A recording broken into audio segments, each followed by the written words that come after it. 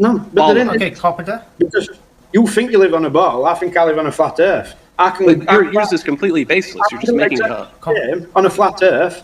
Bearing in mind, whenever a globe Earth guy wants to do any elevation angles, and he needs a flat plane in order to do it, I don't. I can just do it straight from the surface of Earth.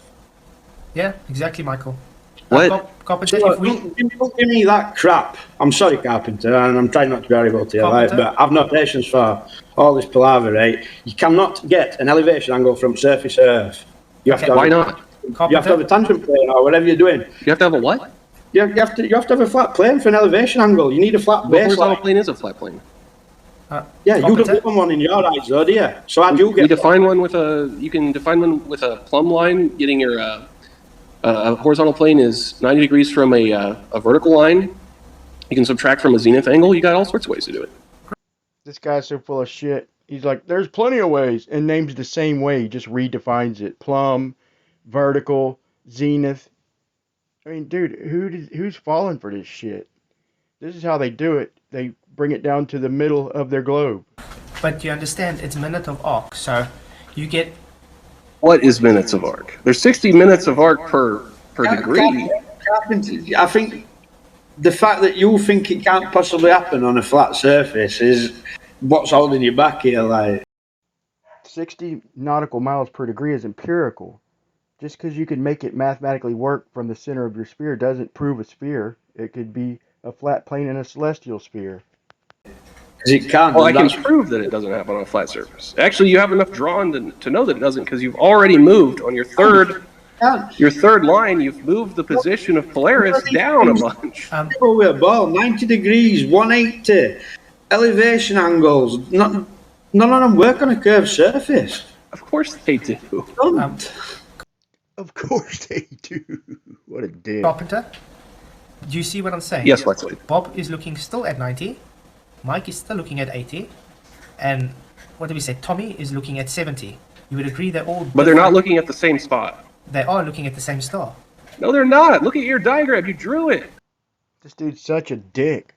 Even on your globe, pal, if you got 5 people looking at Polaris, they're going to look like they're looking in 5 different locations, apparently. Yeah, I think the issue here is that each line needs to intersect at exactly the same point for the star. You cannot do that, but then it's not that angular measurement. No shit. Actually, no crud. It's not that same angular measurement if you make them intersect at the same spot. That's the whole point. Okay, 70 degrees measured, 80 degrees measured. Those are 2 different angles. But we're looking at the same thing. We're looking at Polaris. We're looking at Polaris. We're looking, check here. What is this showing you? We're looking at the same star. Looking at the same sticker. Different altitude angles. Correct? Different altitude angles, but the same thing. Oh my god, this dude just does not get it. He's literally repeating what Flatzoid's saying, and he still doesn't get it because he can't pull himself out of the globe paradigm. He can only think in 2 dimensions with a sideways orthographic view. The whole point and what Flatzoid is graphing is that he's looking at the sticker. It's changing angles. It's not really changing height, but apparently it's changing height. No, look. Is this 55 having the same angle as this 12 angle? That's right, but the thing didn't actually move in space. The poster is the same, in the same position. Turd, and he still doesn't get it. He's complaining about Flatzoid moving the location of Polaris, the apparent location, when in their model, they do the math from a place that they've never even been. Not where they took the measurement. So he's going to complain about the apparent location of Polaris changing, when in his world, they just change a whole location. They don't even do the math from where they took the measurement from, because it doesn't work. You just said that there's a linear relationship between your distance from an object and your angle to see that object. Yes. But that's not right. It's not linear at all. If you're standing on a flat surface. I was on a flat surface. Did the apparent angle change with distance when I was moving backwards? Of course, but not linearly. That is called linear. It's got a linear relationship. The more you move backwards, the more it decreases in altitude. The more you get closer, the more it increases in altitude. Latitude is the angular distance from the equator measured along a meridian north or south from 0 degrees to 90 degrees.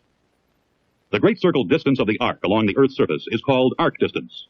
It can also be translated into linear distance. It can also be translated into linear distance. We take this line right here, which is a tangent line at our feet to a single point on the surface of the Earth. We can also draw that same tangent line right here, and these two lines are parallel to each other. Now, So why would they move locations to do the math? Because they need a flat plane so all the angles line up properly. I don't even know if Bob realizes it. what does the sextant actually measure? The sextant measures the angle between the center of the celestial body, in this case the sun, and the horizon. So it measures this angle right here.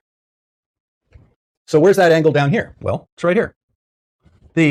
No, it's not there. It's where you took the angle measurement from. This is the double standard, people. They complain that we changed the apparent height to Polaris when they changed their entire location. They're not doing their math from where they took the measurement. They're doing it from the center of Earth. They have to chop the globe in half, make a flat plane, because that's the only way it works. It doesn't work on the surface of a sphere because the angles won't line up. But instead of admitting that, they act like it proves a globe. And so next time, ask them, what's the height of Polaris in your model? The height doesn't matter. It's all apparent angles. Okay? It's unbelievable, the double standard.